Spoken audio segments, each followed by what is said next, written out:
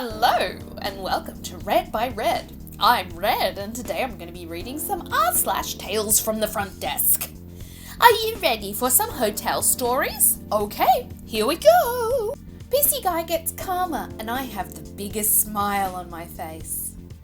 Guest comes in all pissy with his girlfriend. I want to check in now. It's 2:30 a.m. Okay, looks like your reservation is for the 4th. It is the 4th! Check me in!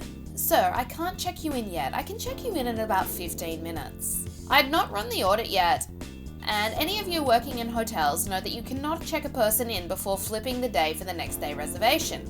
No! Now! I run the audit without finishing my work for the previous day. This guy put me in a bad mood and I could care less if I'm pissy towards him.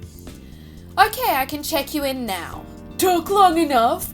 Can I leave my car out front until I unpack? Yes, sir, take your time, but I do want to inform you that you would need to come back down and move it because that is a tow zone. You think I'm blind? I can read, thank you! Guest never came back down, and I am currently watching his car get towed right in front of the building, and I give no Fs. So instead of paying the $8 or $9 to park, he will be paying a $200 towing bill. Karma hit this guy tonight, and I have the biggest smile on my face.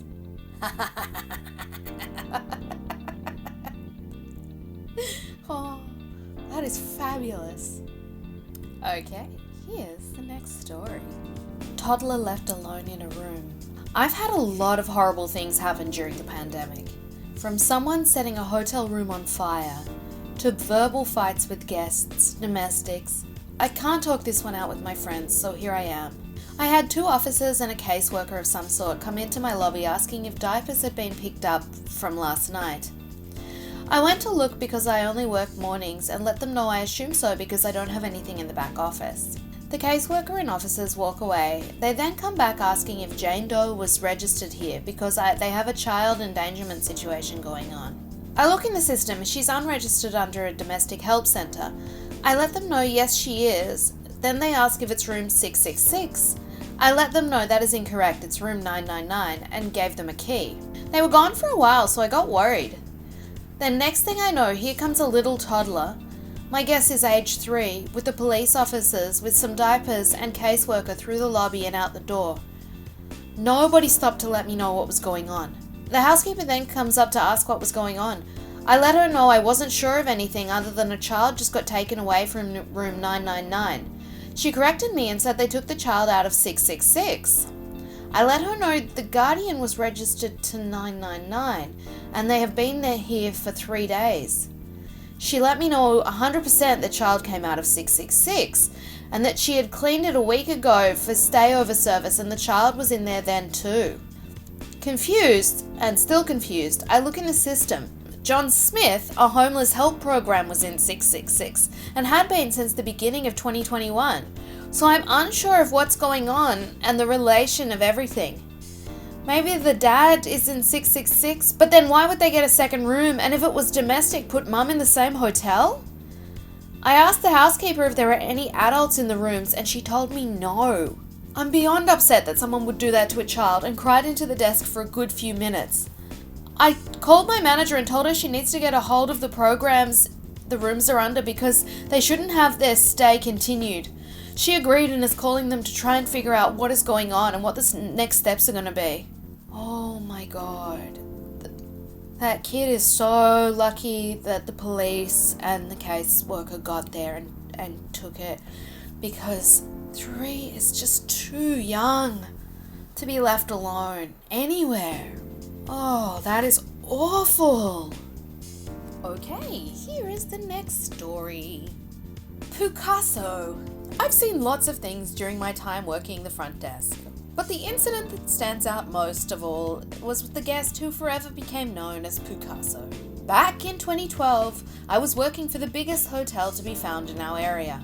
At one time in its life during the 60s, it was lovely, but had changed hands countless times.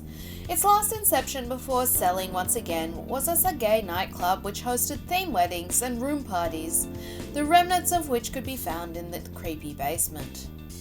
Boxes of feather boas set mouldering with golden underwear and cardboard cutouts of Judy Garland. Anyway, the property was bought up by a local investor who had made his fortune in a completely different line of work and who knew nothing about running a hotel. So everything was half-assed, including the hotel generator. Enter Hurricane Sandy. The hotel had been getting calls for days and the phones were completely slammed with people desperately trying to get away from the coast. The hotel was already filled with a large wedding party, but the leftover rooms were going like hotcakes. Our manager had the presence of mind to give a caveat over the phone. We had rooms, but if the weather turned bad, we did not have a working backup generator. Those fleeing did not care. For hours, the lights, power and heat were full on and the wedding party was drinking like crazy and living it up. Then it hit. All the power went out and suddenly the angry mob came for the front desk. The sudden desperation to flee the coast became a desperation to leave the hotel and have their money refunded. Angry calls turned into a mass exodus for those who could find other accommodations, including one especially angry man who screamed in our manager's face and called us all sorts of things until he was refunded and left. The next day the power was still out and the stragglers had left the hotel, so it was pretty quiet. Then the power was finally restored and I was given the task of going into each room to turn off the heaters and lights. The wedding party rooms were strewn with discarded alcohol bottles, throw up, condoms half hung out of trash cans, or on the floor. I guess because of not being able to see in the dark. As I took notes for the housekeeping staff, I made my way to the last room in the row. The minute I opened the door, I felt something was wrong. An overpowering stench filled the room as the heat pumped away. The glow from the vanity and the lights highlighted a cracked bathroom door, and for a second I thought maybe there was a dead body inside the toilet. I held my breath and turned off the heater, quickly trying not to gag.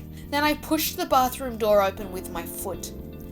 The guest, who had been screaming in our face and demanding his refund, had taken his poop and smeared it all over the shower, all over the walls, and all down the shower curtain. It looked like a gorilla or Jackson Pollock had stayed in the room. I quickly commenced throwing up and ran to grab the manager. In the end, he was charged severe cleaning fees and banned from the hotel, but he forever became known as our own PooCasso. Oh my god, what is wrong with people? Seriously? Oh god. Hope you guys enjoyed those r/tales from the front desk. Read by me, Red. Please give the video a like and don't forget to subscribe if you haven't already. That's right, click that subscribe button and the bell icon thing so you can get notified whenever I publish a video, which is every day. Thanks so much, guys. Have a good rest of your day.